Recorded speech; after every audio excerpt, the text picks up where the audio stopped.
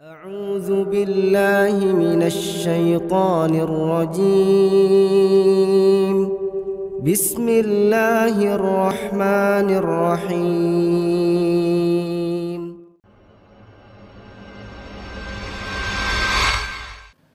Bagaimana kiat-kiat untuk masna? Apa masna ini? Bagaimana kiat-kiat beristri dua ini jemaah? Kayaknya jangan tanya sama Ana jemaah, tanya sama yang lainnya nanti. Ahibati fillah, kalau kita membaca ya perjalanan umat Islam, tidak banyak pembahasan tentang masna, thulatha, ruba aja, nggak banyak. Antum kalau mau cari buku tentang poligami yang ditulis ulama terdahulu, kayaknya nggak dapat.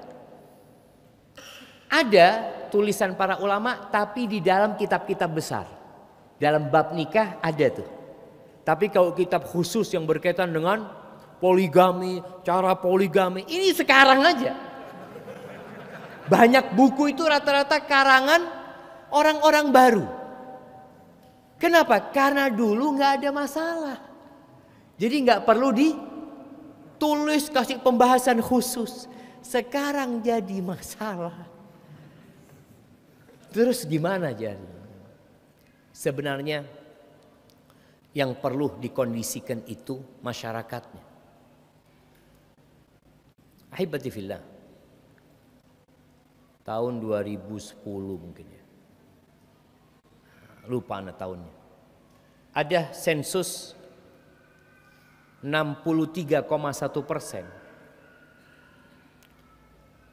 anak-anak itu pernah berzina. Maka darurat seks bebas negeri kita. Jadi yang seperti itu malah lumrah. Na'udzubillah. Seorang menikah dalam kondisi istrinya hamil, itu sekarang sudah mulai lumrah. Ketika anak SD itu berarti ya 30 tahun yang lalu lebih. Itu di kampung Ana ada kejadian perempuan itu menikah dalam kondisi hamil. Itu jadi pembicaraan satu kampung, dicela sama orang satu kampung. 30 tahun yang lalu. Tapi sekarang wis biasa. Na'udzubillah min dzalik. Itu yang terjadi. Seorang laki-laki punya istri lebih dari satu. Dia nikah satu lagi. Gempar satu kampung. Waduh. Sampai ada istilah sekarang ini pelakor. Apa pelakor dia mah? Perebut laki orang. Kok bisa suamimu itu punya jatah 4? Saya enggak ngerebut. Dia yang nambah gitu loh. Yang disalahkan perempuannya ini kan jemaah. Ini pelakor. Bukan. Suamimu nambah jatahnya. Jadi sebenarnya kan bahasanya kadang-kala. Kecuali berzina lain. Ketika berzina na'udzubillah. Oh cocok. Masya Allah. Yang tua-tua pada cocok semua di sini. Jadi munculnya istilah-istilah itu sebenarnya menggiring kepada syariat ini jadi sesuatu yang tabu. Berapa banyak seorang wanita yang suaminya nikah lebih dari satu, lalu datang kawan-kawannya menghibur dia, ya Allah sabar ya Allah mudah-mudahan suamiku nggak kayak suamimu. Jadi si istri ini, ya Allah mudah-mudahan nanti kalau kamu baik insya Allah sama suamimu nanti menceraikan istri yang kedua. Jadi bisikan-bisikan setan ini yang menjadikan poligami itu sesuatu yang seakan-akan tercela. Tercela. Seorang istri mendapati suaminya selingkuh beberapa kali dimaafkan. Tapi terakhir suaminya menikah, gugat cerai dia. Kalau dulu selingkuh anak maafkan, tapi sekarang menikah, na'udzubillah, enggak sudah. Kenapa?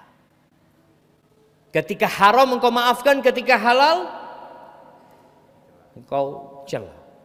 Kecuali memang ada poligami yang tidak sehat yang dilakukan. Jadi kalau bicara bagaimana kiat-kiatnya ya Anda nggak tahu juga. Intinya perlu pengkondisian masyarakat ya. Sampai ada kejadian-kejadian yang membuat seorang istri berusaha untuk bunuh diri ketika suaminya nikah lagi. Ini kan benar-benar nggak sehat. Orang tua tidak mendukung. Dulu mertuanya poligami, bapaknya poligami, pamannya poligami. Dia mau poligami, ada masalah? Nggak ada masalah. Para sahabat Nabi hampir jarang yang istrinya satu. Hampir jarang. Karena lingkungannya udah biasa gitu jemaah. Bagaimana di perumahan Al-Raya ini jadi biasa. Jadi kayaknya imam DKM masjid ini perlu membiasakan.